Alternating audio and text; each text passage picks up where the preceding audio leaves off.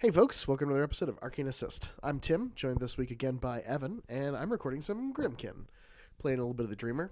We haven't had GRYMKIN on the channel in, it feels like ages, and I wanted to pilot the sort of classic Pat Dunford Dreamer list. It's a lot of fun. I played a bunch of games with it, really enjoy it. And Evan's bringing something a little different to the channel. We haven't featured this caster much.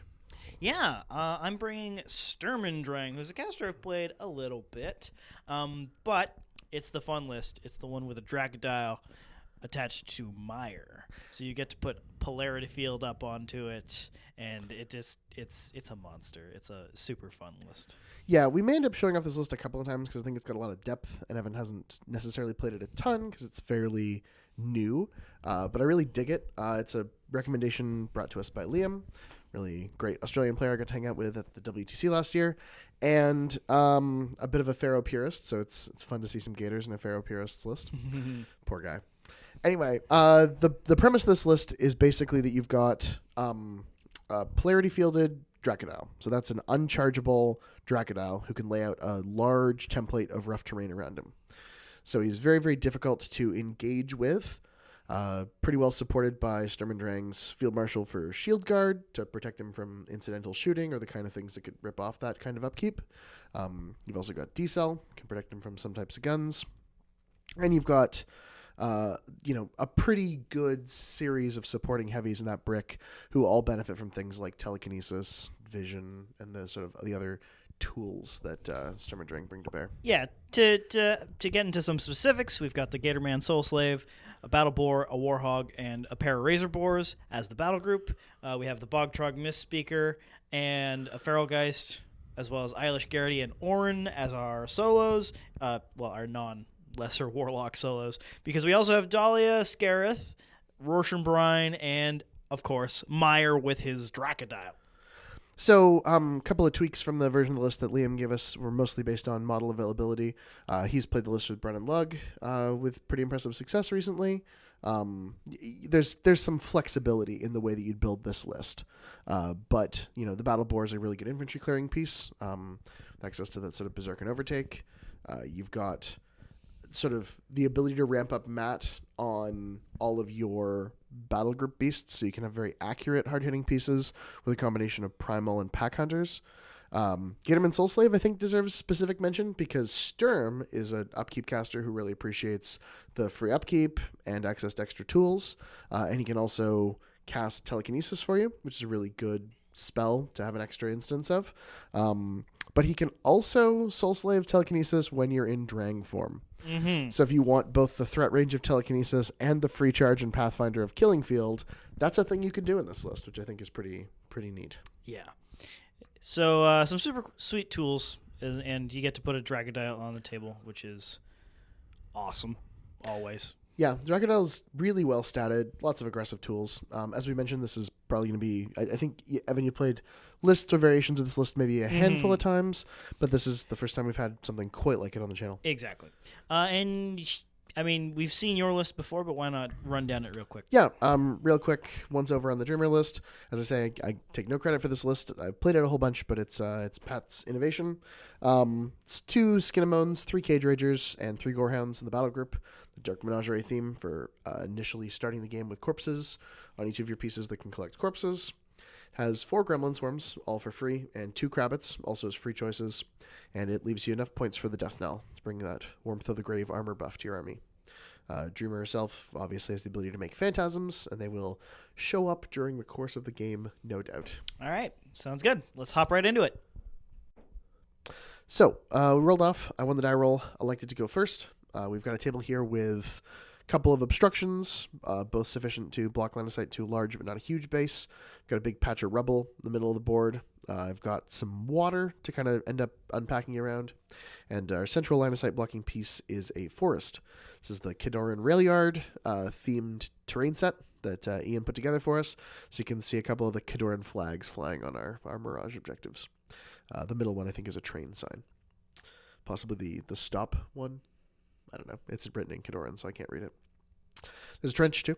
I unpack with a little bit of deference to where my sort of pieces that have access to Pathfinder are going to be. Gremlin Swarm's pretty spread out. Gorehound's ready to flank. The Arcana I selected are the Shadow, All Fall Down, which is her obligatory Arcana, and the third one was Ruin. My goals with Ruin is Evan's got a lot of things that target models with spells. I'm hoping to play Dreamer fairly far forward and use it to at some point strip maybe Polarity Field, Haunting Melody, Vision, or sort of a key upkeep at an inopportune moment. The Shadow, I feel like is a kind of rare choice for me with Dreamer, but it seems pretty strong here in a list where he has a huge base, and a lot of the things that he's likely to end up in the melee ranges of end up being smaller than it. So it might be applicable. That's it. What was the logic behind your deployment here, Evan? So I wanted to put the Dracodile across from the largest concentration of heavies you had, so I did that. I put Eilish near the Dracodile so that he could give out Puppet Master, that's the one. Puppet Master, as well as Orin behind it so that he can start to Arcane Vortex those Enfeebles you can throw out.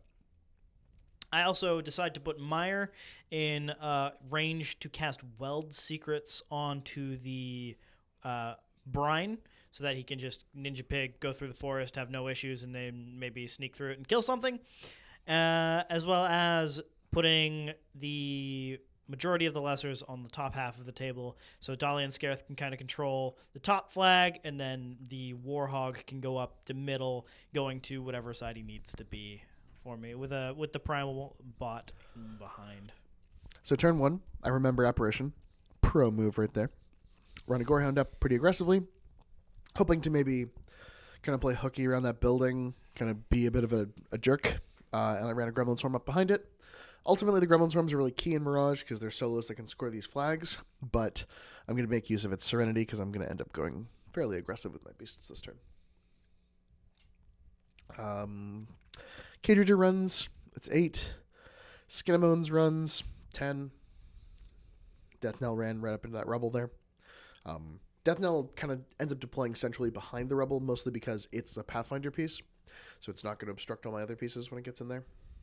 Pretty happy with the way this list unpacks. It's bricky, but it's got a little bit of presence, and I think the Gorehounds are a big deal for that. Just confirming a couple of things. I end up deciding to lay down an Artifice this turn, which means we have to go negotiate finding a 5-inch ring, which takes a moment. Have your tools on hand, folks, and be prepared to use them. Yeah. The Artifice is interesting. What's the main purpose of putting it down this early? Well, so the Artifice can be cover, which can make it harder for you to TK my pieces if you want like threat range on them. Like if you're in a situation where you need to boost the telekinesis, then it gives me a lot more efficiency on the corpses on Cage Rangers, because you can just be like TK, TK, TK. Okay, back off. Don't do anything this turn. Like burn through your corpses, remove some of those Arcane Vortexes. And if I can put an Artifice in a position sort of fairly aggressively, I can, I guess, position to protect those pieces. It's not super important, but at the other side of things, there's not really a lot else that she needs to do this turn. Honestly, I'm probably on more Fury with the Dreamer than I should be. She charged turn 1, which she can do because she has Gunfighter. Oh, neat. Yeah. So, it's going to take me a minute to figure out how I want to unpack this list, because I don't want to get my Dracodile killed immediately, and I have to play around Ruin, so I don't want to do a bunch of things, put out all my upkeeps, and then immediately have all of them stripped by casting a dumb telekinesis or something along those lines. So, Feralgeist is going to run up behind this house, be in position to run onto the flag next turn. Dahlia is going to throw up Haunting Melody, which is fantastic in this particular game because it means that she is basically unkillable. Like, the only thing that can attack her is the Dreamer throwing out Abyssal Gate and the Death Knell, because enemy living models can't target her with ranged or melee attacks while she has that up, because she's playing a pretty song. I can, like, throw something in her general direction. That's all I got. Yeah. It's not great. It's not great. And And then basically on that side of the table, I'm making sure that Gorehounds can't pull me and get me into range of the miraged Skin and Moans. I don't want to just give up free heavy or two. So there's this weird triangle going on because there's the 12-inch from the Skin and Moans, and then also the 10-inch from the other Skin and Moans. I can't be charged. I realized that a little bit later. So I'm like, okay, well, if you want to trample and kill me, I'll be in that. Yep. So I eventually move him up a little bit more, but yeah. Eilish goes, just walks behind the wall, is prepared to do some cleansing. Did you have room if you wanted to like assault to that position and like try to clip something with that spray, or was it just well out of range? I think I didn't want to go further than where I was. Okay. There's also I don't get the +2 speed on the first turn. Or sorry, on the, if I charge on the first turn. I only get the +2 speed if I run, I believe. And you have free charges against living models. Do you have the +2 movement against them, or just the charges? He has free charges against large or huge base models. Oh, right, because he's like a predatory, like an alpha hunter. He's territorial. Neat. Mire's like gonna things that might be as big as him. Yeah, Mire's gonna wander up behind, throw up Weld Secrets, and then after that, throws up Weld Secrets on Brine, as we talked about earlier. I really like Rorsh and Brine. They get so much weird movement thanks to diversionary tactics, and when you can give them either Pathfinder or Ghostly from the Witch Doctor, if you happen to include that in your list, then they can just go so many places. And then with Sturm Drang, you throw TK in the mix, and they get even weirder and further, and it's so wild. Weird. So weird. Razor Boars are just moving up. They're going to be mostly blocking charge lanes and stuff. Again, I'm moving up this. I'm moving Brine up. He's going to be in range of some Gorehounds. And they can still pull him even though he's bigger than them, right? The Gorehounds? Yeah. No. No? No. They can pull equal or smaller bases. Okay. Well, overly precautionary then here.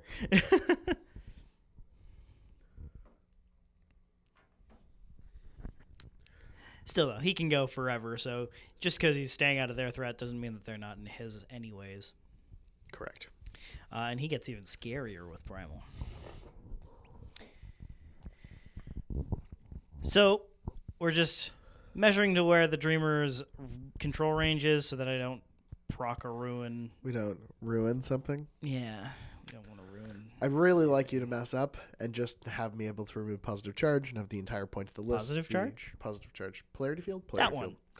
To remove polarity field and have the entire point of the list negated, but let's not do that. Correct. Soul Slave's just going to move on up. I don't really have much to do. I could TK up further, but it's not particularly useful at this particular moment. So we're just going to run the Warhog up right behind. But first, before we run him into the control range, we're going to throw Vision up on the Warhog, Polarity Field up on the Dracodile. You choose not to ruin it because that'd be dumb. And then we camp 3. Let's talk through that be dumb for a sec. You have extra fury, so you're in a position where if I ruined it, I'd have spent my Arcana, and I won't be able to ruin anything else, and you would just cast it again. Yeah.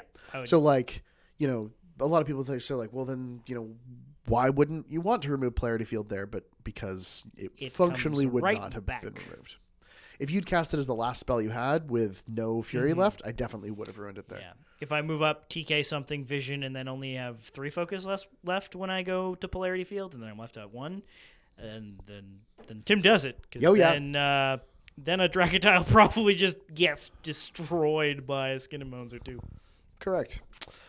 Speaking of destroyed by a Skin and Moans, I do kind of mismanage my Fury a little bit on the first turn here, and even with Serenities, I leave myself over on 1. Should have just cast Elusive on the Dreamer. Minor error. It causes a Skin and Moans to Frenzy, who freaks out and just rolls an 11, does a bunch of damage to his Cage Rager friend right next to him.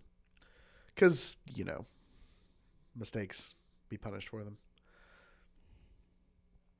And we've done all of our apparitions. Got the Mirage one in there too. So what's the plan this turn? Drop Artifice, kind of position aggressively to take an alpha, and have Gorehounds be assholes. I hate step 3 of that plan. Oh, step 3 is the best part of that plan. Step 3, man, Gorehounds are just wild in this matchup. Yeah, they get to really be jerks all over the place. Up top, that one's going to get Wraithbane and kill a Feralgeist. Down at the bottom, that one's not going to get Wraithbane, and it's going to go kill a Razor Boar. So I thought I positioned the Feralgeist behind the building in such a way that the Gorehound couldn't see it. I just didn't. I didn't take a laser. I eyeballed it, and I was wrong. And yeah, you glance over there, and you're like, huh, yep. Yes. That was the extent of the conversation we had about that. Yep. And I think, like, I'm not sure.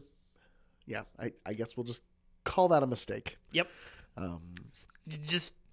You have the tools to make sure that thing isn't the thing that's possible. You should use them instead of, eyeballing it. So we step up a couple of Cage Ragers, kind of staggered a little bit, sufficiently far back that for Evan to engage both of them, he probably has to come within 1 inch of the front leading one. And then I run a couple of Gremlin Swarms to impede the placement of a huge base where to put it there. So I'm trying to make this difficult. I'm aware that Evan has tools to sort of still deal with that, but I'm trying to give him, I guess, maybe a bad alpha. I put my 2 highest armored pieces into play. Through no interest of my own, I've kept my Moans back fairly effectively. And I've put Gremlin Swarms to make it tricky for him to get into that spot. These Gremlin Swarms actually cause me more problems than I thought they would. Gorehound behind the building, manifest in a boost, hits a Feralgeist, kills a Feralgeist, spends 1 to sprint, and he sprints into Evan's zone. Not quite. I think just outside of it. Yeah, I mean, you don't need to be in quite yet because you're going to have another guy able to. So he's just he's peeking out from that little house there. Hey, buddy. It's not creepy or anything at all. He's got people hands. Oh, I hate that. I hate that part of the model. It's just so creepy. Yeah. Gorehound over here charges his 10 inches. Got that Manifest Destiny doing work for me. Oh, man. Manifest is so much work for you this game. Lands the hit. Drop that 1, get an 11. Charge damage. Mm-hmm. Drop that 1, get a 15. 14. No, that was 6, 4, 5. Okay, 15. Fair enough. And he sprints. And he engages Eilish. It's like, hey, buddy. Dislike. It's kind of 12-foot tongue.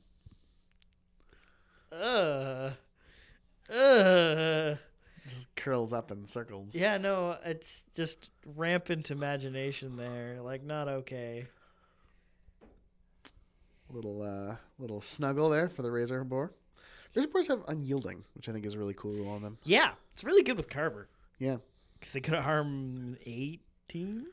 But right here, they're still a little bit squishy. They are lessers after all. They're not the most important thing in your list, so losing them to the Gorehounds is, I guess, not as big a deal as it might be. I'm mostly using this as an opportunity to kind of position more aggressively. Mm-hmm. The Gorehound down there couldn't have run as far as he charged and killed some guys. This Gremlin Swarm's going to contest like a jerk. Yeah, just being within 4 of that flag. I feel like, especially with the number of solos Evan has, it's really possible for the scenario to run away from me. So, yeah. So, I'm looking at the table in front of me. I'm like, ooh, there's 2 Gorehounds there, and I'm probably just going to ignore them. And there's one next to Eilish, who's probably just going to run away from it. So how do we want to do this? Well, we'll think about that later. More importantly, I want to get my Dracodile in there. I want him to be a big, stompy colossal that's going to kill a heavy and do half damage to another one and be like, there, present, unkillable. But first we have to deal with these 2 dumb little swarms of ghosts. yeah. So how do we do that? Well, my first thought is, all right, Orin has Chain Lightning. Chain Lightning, the bounces are magical. So he's going to Chain Lightning the 1 Gremlin Swarm. It'll bounce to the other one maybe. And then I'll kill just 2 Gremlin Swarms with Orin. Needs a 9 to kill them, but fair enough. He can boost. Sure. Bigger problem, they have stealth. That's correct. Guidance Orin? So I was like, all right, I can guidance Orin, and then I can lightning as a gremlin storm, and then you can ruin that, and then I kill none of them. Correct, yes. Even worse. That's just even worse. They're also within inches of a Cage Rager, and he can Arcane Vortex the lightning. Oh, that's even worse. I hadn't thought of that. Woo! Good thing you didn't do that plan. I'm so glad I didn't do that plan for so many reasons. So I'm like, okay, we'll get to the Gremlin Swarm problem later. Let's fix the top side of the board and kill a Skin and Moans, because that's the most threatening one right now. We can do this. How do we do this? We have to see the Gremlin or the GRYMKIN heavy. That's Skin and Moans. Yep, that one. That's the word. S&M. S&M. It's short for Skin and Moans. So we're gonna diversionary tactics and get him in a place where you can see. Drop some dynamite. Bear runs away. Yep. They're Timon and Pumbaa if Timon had explosives. And we're a pig. I mean, but they're as close as you can get, right? Sure. Anyways, so we move to there. But I'm like, oh, wait a second. He's not going to be able to kill the Skin and Moans without Primal. I should have Primaled him first, but we can still get the Boar there. How do we get the Boar there? We got to move some stuff. So we're going to guidance the Warhog, and the Warhog's going to go kill a Gremlin Swarm at some point. And then we're going to, fine. Let's solve the Gremlin Swarm problem first. Get this Warhog out of the way so that we can go Primal the Brine. So Soul Slave walks up, TKs the Warhog forward. Warhog got guidance too, right? Yep, Warhog got that was guidance, the guidance from Fish Sticks. The little misspeaker. Yeah. And I'm like, okay, great. So that problem solved. We can just walk and Primal Brine now. Perfect. We're going to do some measuring for that because the big old dumb Dracodile tail's in the way. And meanwhile, run Orin to the flag. He'll be good there. I should have faced Orin towards the Gorehound here. Just turn him completely around. Just turn him to face my side of the table. I don't, because that's not a thing you normally think about. Face your models towards you so that your enemy doesn't get backstrikes, because typically your enemy is on their side of the table. Gorehounds. Everyone's friend. So we primal, and we charge, because we have weld secrets. Yeah, so I didn't maybe really anticipate this vector. Probably pull the Skin and Moans back a little bit. Thing is, that pig has so much maneuverability, and I was expecting that, Evan would diversionary tactics closer, and then I'd be able to ruin to remove weld secrets. But he actually diversionary tactics really laterally, so he stayed out of my control. So, good job, Evan. Yay, me.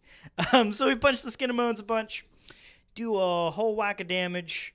Primal's a hell of a drug. Primal's great. I mean, it only brings me to dice -1 on my best attack because you are a Skin and Moans with one corpse in the Death Knell aura. So you're doing pretty good here. I do, however, manage to kill you. Unfortunately, the Ninja Pig does not have sprint or snacking. I wish he had snacking, because then he'd be able to remove you from play and you wouldn't get a corpse. I could use a Pig Farm instead of Primal, which gets me the damage, but it doesn't get me the mat, which is pretty big. 7s to hit is a problem. 7s to hit is a problem. Right. See, if you were the bear instead of the pig, you would have had mat 7 base and knockdown. Wouldn't have gotten there in the first place. Unless he procced a countercharge or had a weird return angle. He didn't, though. He didn't. No, it's true. So probably would have.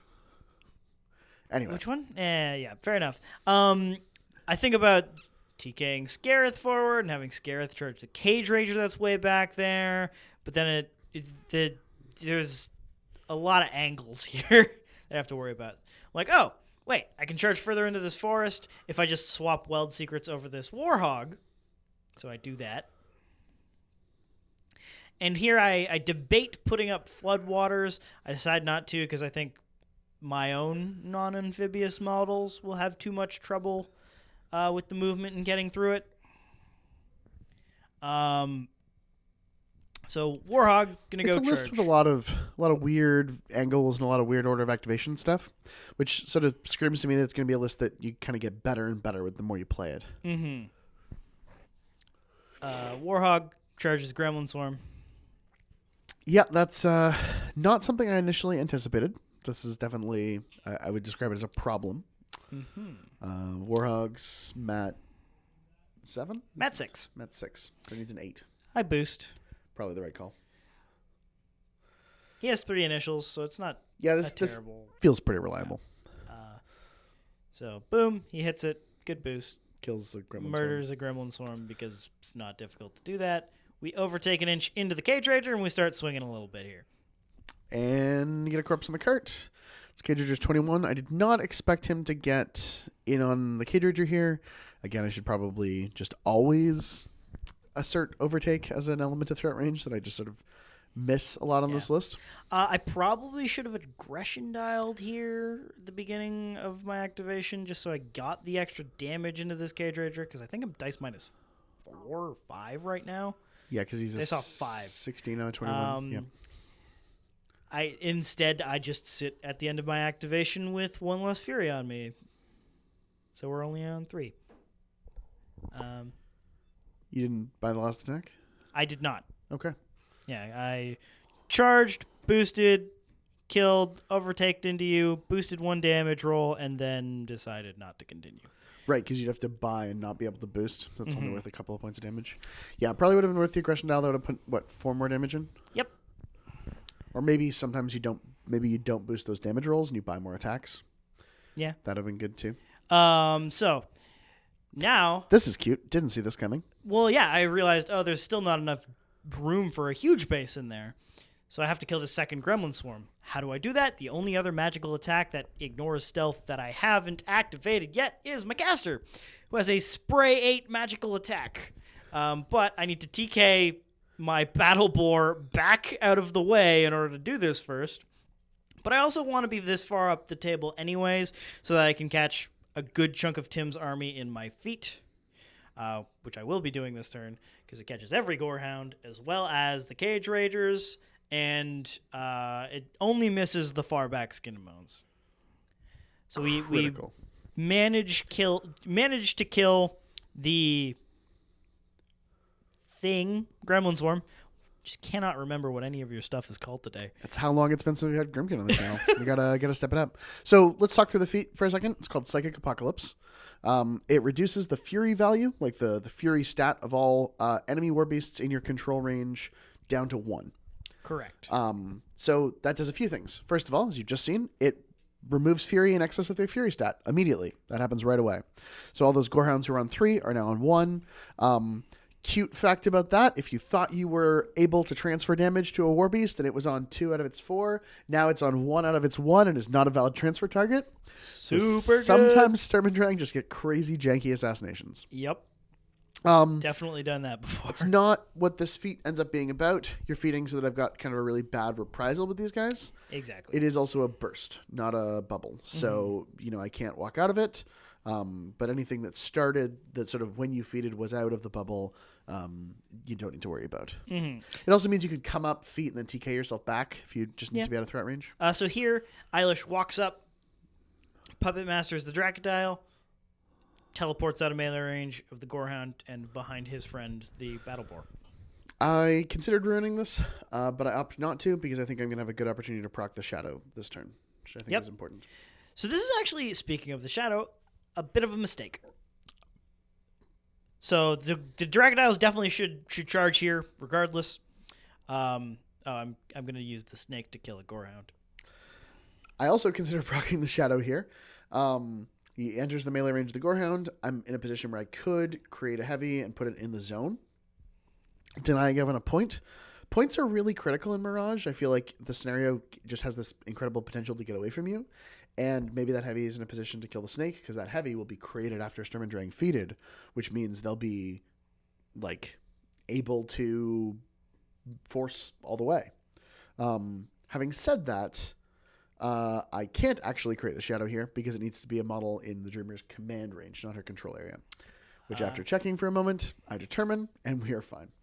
Here I actually missed the Gorehound over the wall, but Tim reminds me I get an additional die from Dahlia because I did pay the Fury to boost. I roll a 5, I add a 6, That so hits. I end up hitting, barely. And then which is critical, really, because I paralyzed the Gorehound with that. So that I can actually hit it the second time, and then Second attack kills it. 2-shot it. And then we overtake an inch so that we're not back arc to a Cage Rager. Yeah, so the snake was effective here. I feel like it's a really incredible accuracy piece on the list. It's mat 6 with access to primal. It could be mat 8, but also just, being able to boost for 4 dice. Yep. Because Dahlia is an additional die. Here I'm checking my assault angle for the big spray, and I stumble on into the Cage Rager's melee range. So he does have to enter my melee range, but the way that we placed those 2 Cage Ragers to get the back one, Evan had to walk into the 1 inch of the front one. Mm-hmm. So we talked about it after the game. Should he have just walked into 2 inches of only one of the Cage Ragers, killed him, not proc the shadow, and been safe? Maybe that would be a better line of play. Evan said, maybe it would be possible to stay out of the range of the Skin and Moans, or at least, kill the Cage Rager, put up Floodwaters, and force me to spend a whole bunch to get in. Mm-hmm. So that's a thing we talked about. Instead, he creates a Skin and Moans for me, who can fully force. Yep. Which feels like a tipping point in terms of the math on that Dracodile. And then proceeds to roll like garbage. Yeah, no, not doing so great on the on the Cage Ragers. So my plan here was go charge, assault spray over the Cage Rager, who now will have to shake blind next turn if he wants to do anything to me, and then pile in the rest of my attacks after the charge and assault onto the other Cage Rager that's already been damaged by the Warhog, and hopefully kill it. I also thought, okay, the tail has critical smite. I can smite away the shadowed Skin and Moans, knock him to the ground, get him out of melee range of the Dracodile, and then Tim only has one Cage Rager that's on 1 Fury, and a Skin and Moans that has to trample and walk around in a weird way in order to get to me, and that's probably not enough to kill a Dracodile. Instead, I don't get the crit on the Skin and Moans, roll like garbage on the already damaged Cage Rager, and I'm here now. I guess I'm a Dracodile in the middle of 4 GRYMKIN heavies. 2 of them are Fury 1, but it's not a great situation. So, the Cage Rager who is left on 4 boxes gets healed by the objective. That's obviously huge. That's 3 Manifest Destiny, POW 17 attacks that Evan was hoping to not take at all. It's worth almost 18 damage. That'd have been a really good thing to avoid. Also getting the crit on the Skin and Moans would have made you look like a genius. You even Puppet Mastered it to reroll and see if you could fish for the crit. It's pretty high odds of getting a crit there. I'm a little sad for you that you didn't. That's bad. I'm not gonna lie. Now, having said that, I've got a Cage Rager on 7 boxes, Cage Rager on 25 boxes, and I've got a dead Skin and Moans. So this is still going to be a tricky comeback turn for me. You do score a point in your zone, and you obviously contest mine. All the flags are sufficiently contested, so you're up a CP right now. And this is top of 3. The Death Knell can't charge or move and make attacks, which is what I was kind of hoping it would do. Maybe hit a damaged Warhog a little bit after some other pieces have activated and make use of its finisher damage. But it's blind, so all it can do is its anytime ability, Warmth of the Grave, just not in action, and maybe scooch a little bit. Yep. Blind is an incredibly powerful effect, especially when you get to use it on battle engines. Yeah, it's probably best on battle engines, most of whom have kind of a lot of abilities, but not specifically the power to shake. And unlike huge bases, they don't have the sort of standardized immunities that huge bases do. Mm-hmm. I mean, even huge bases... Unlike Gargantuans and Colossals. Yeah, and I mean, even huge bases aren't, immune to blind, but they can shake it, typically. Typically. while a battle engine cannot. So, what you see over there, all those pips on those dice, that's Manifest Destiny doing Manifest Destiny things. Yep. So the first thing it activates is the Skin of Moans, who frenzied last turn. He gets given corpses by the Death Knell, and he wanders his way into melee range. Fully loaded, fully effective Skin of Moans at dice down 1 just trucks this Dracodile. It does ridiculous damage, and I think leaves the Dracodile on 6 boxes. So it did 48 damage. That's crazy. Like, that's a lot. Yeah. It's even more than I expected with Manifest. The Dreamer, for her activation, she cast Manifest Destiny, and then she spent, I think it was 3 to heal. There were no upkeeps, so she had a full 7. She healed Gorehound for a couple. Sorry, I'm trying to remember what she... No, sorry. She healed 2 on a Gorehound? No, she didn't heal anything. She healed on a nothing. Yeah, the objective she just cast Manifest Destiny and moved up a little bit. Yeah, no, she's just fine. She cast Elusive. That's the other thing she cast. Elusive on herself. Yes. The Crabbit Animus. So she's got a little bit of a camp going, and that's because I don't actually have the ability to force with very many things this turn. So the Cage Ragers finish the Dracodile, and then the Skin of Moans gets to make all of its attacks into the back arc of the Warhog, and on its 4th bot attack kills the Warhog. Yep. Pretty effective. So sad. Yeah, that's doing well. I considered putting a Cage Rager down here because they have better damage potential, being base POW 17 instead of base POW 16. But I ended up placing the Skin of Moans because I felt like with its reach, it was going to be able to engage more models, be relevant against more pieces. Yep. Orin gets eaten by Gorehound. Gorehound continues to be an asshole. Gremlin Swarm comes up to score Orin's flag. It's an appropriately gremlin-y noise. Crab moves up, takes a bite into Brine, and Manifest Destiny POW 8, dismiss 9. Do I spike? No, insufficiently. Crab does no damage. Yep. Yay, Brine gets to live in Frenzy next turn because of Primal. Into a crab. Yay. The Gorehound charges through the building, avoiding Dahlia into the guy who can grant magic weapons, which is a key feature to remove. Yep. We eat him. Dislike. Fair. Cage Rager moves up a little bit, and he makes an attack on Brine, does decent little chunk of damage, and Evan retaliatory strikes, and crit knocks him down. Fuck. Not my hope. I was hoping that I'd get to put 3 Manifest POW 17s into him, really kill like maybe half of him. Instead, I'm knocked down. You get 1. Yeah, not my finest moment. Only 1. I probably should have created a couple Phantasms off the models that I killed this turn. Sort of thinking about allocation of resources and where I needed my damage, not really thinking about the Phantasms right away, which is maybe my biggest flaw when playing the Dreamer is poor Phantasm play. You frenzy onto the Crabbit, leave him alive on 2 boxes. Yep.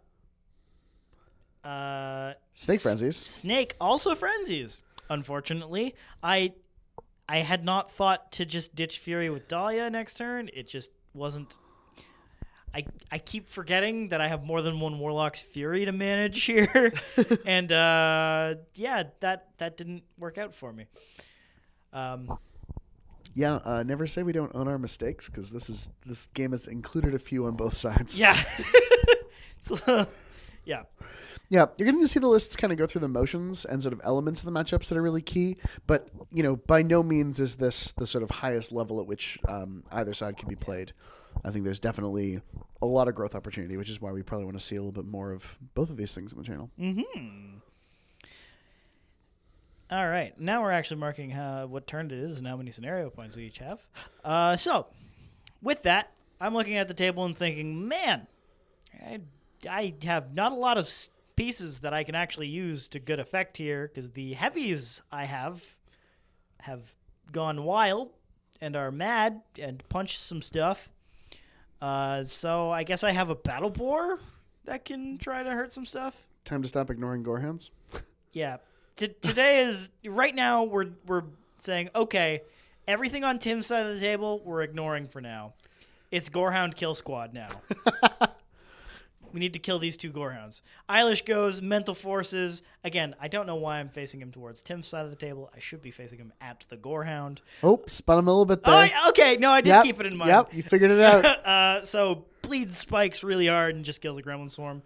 Mental force with the bite from the Gatorman Soul Slave because it doesn't specify magic attack, so we just do that. Take a hunk out of this Gorehound. Nom nom Gorehounds. Yep. And then the Rorsh will do Brine's Animus while he's still in his control range. Walk around to the back arc of this Gorehound.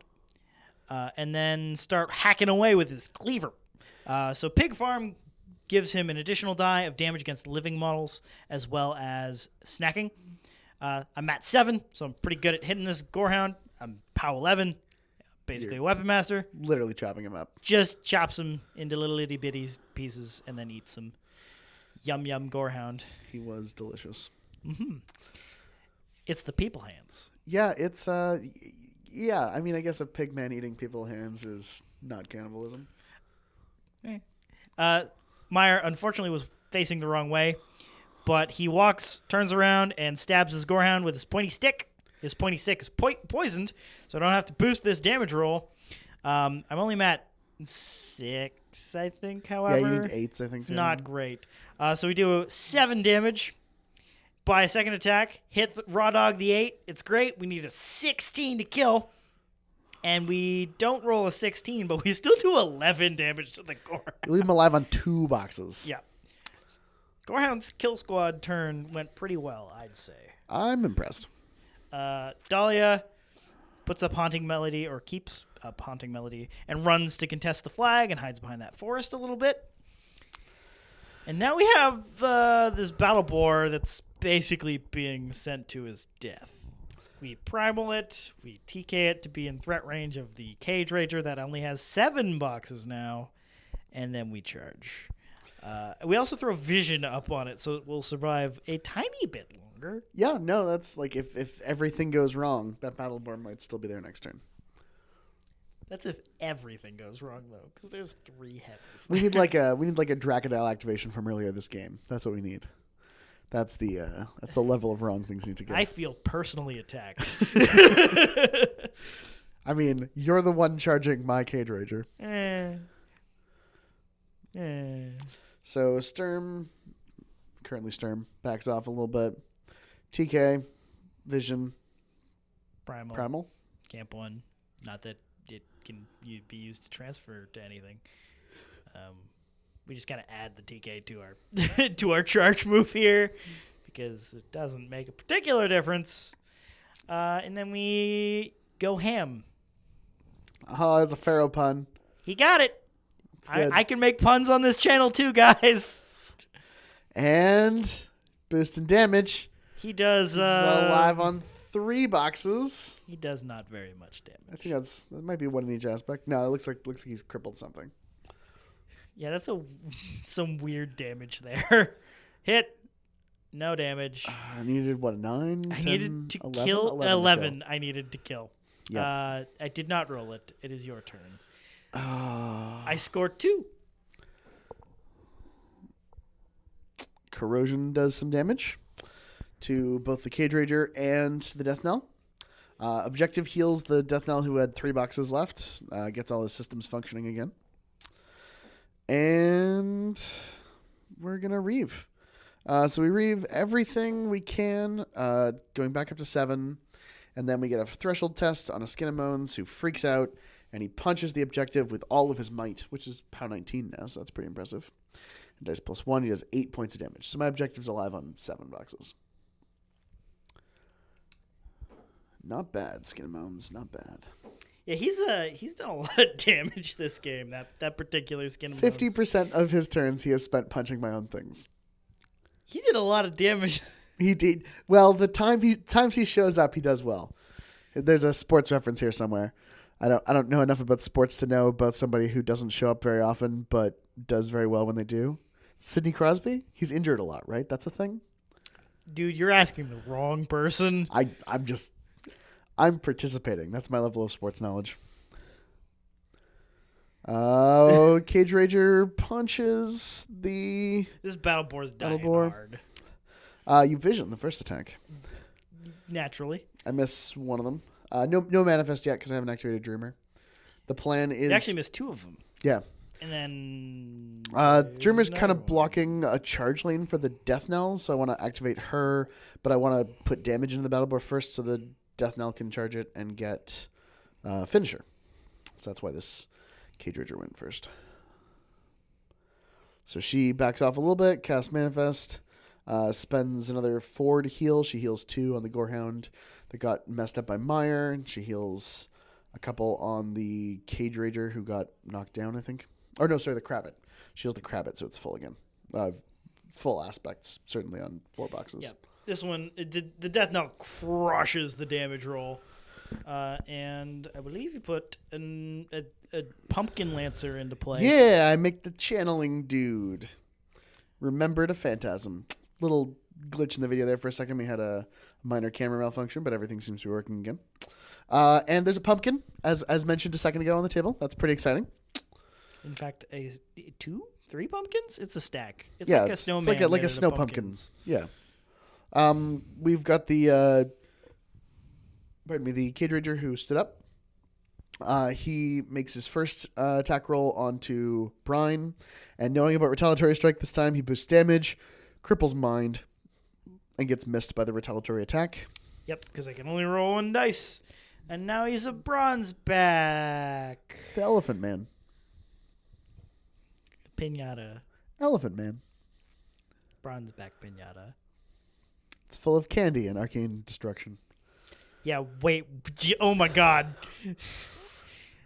These phantasms are full of surprises. Yeah, at the beginning of this turn, I was like, I'm really running out of solos to score these flags. Oh, I can make as many as I want. Just not have a dream. Oh, no. Oh, no. So we bounce a crab who jumps on into Evan's zone. A little contestaroni. And we're ready to activate. Contestaroni. Yeah. Oh my god, I'm never not saying that now. Oh, that's so good. And then we got an Elephant Man left to go, and I think Evan out loud at this point says, "Oh God, I think I know what's about to happen." The Pumpkin Man moves a little closer to the flag, so he's in position to score it. And the Elephant Man runs, and boop, he'll bulldoze Dahlia, slide her out of contesting range. Excuse me. Push out of the way. Excuse me. Yeah, nothing can hurt her, but I will move her. And the Gorehound walks behind Mire and punches him with his tongue.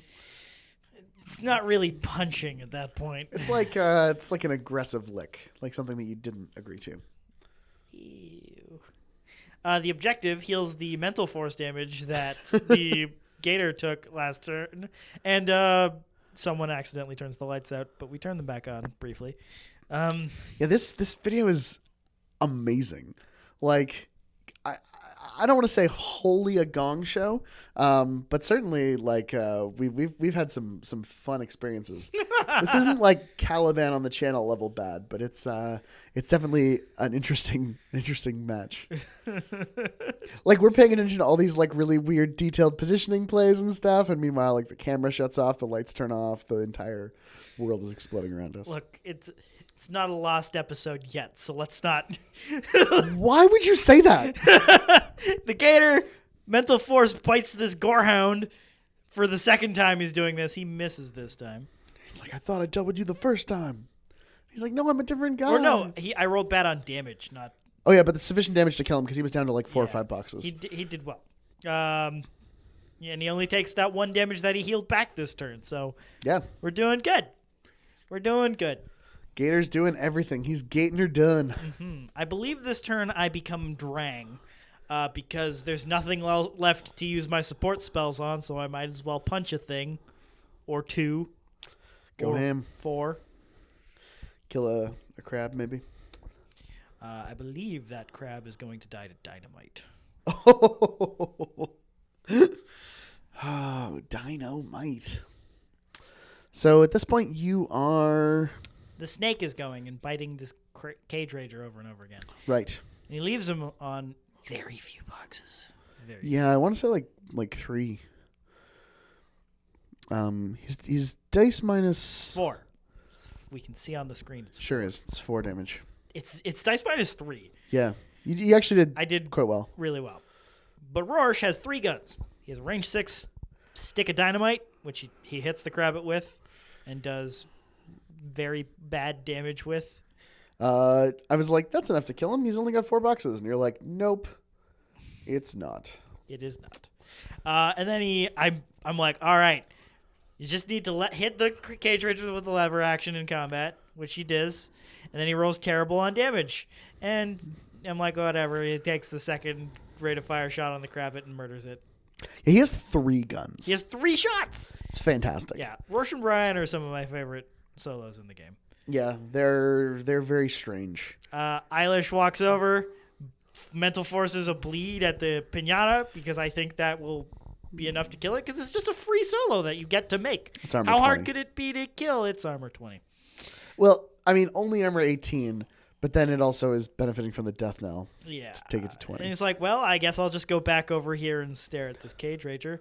Dahlia will run into the middle because she's practically unkillable with Haunting Melody. And then I guess Sturm Drang will charge the pinata.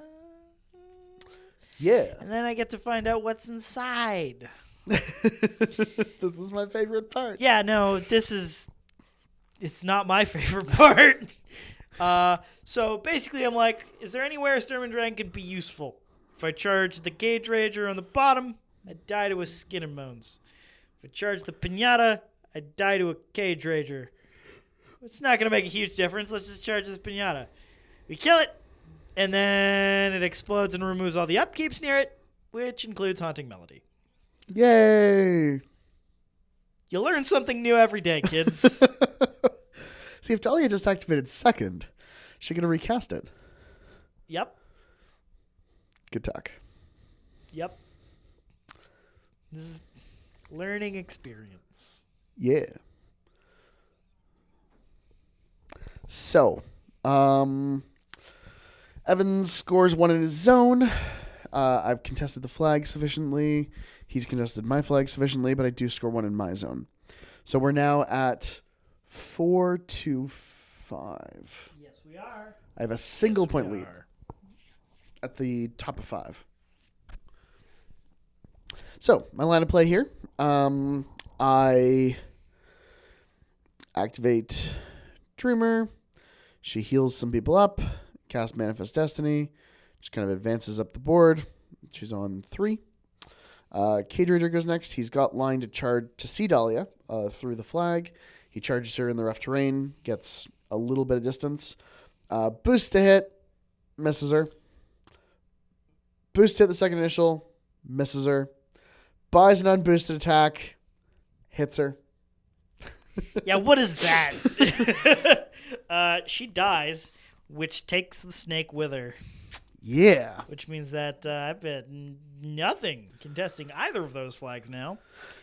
Cage Rager walks up, kills Eilish, and makes a solo to score the flag. turns him into the Mouse Guard.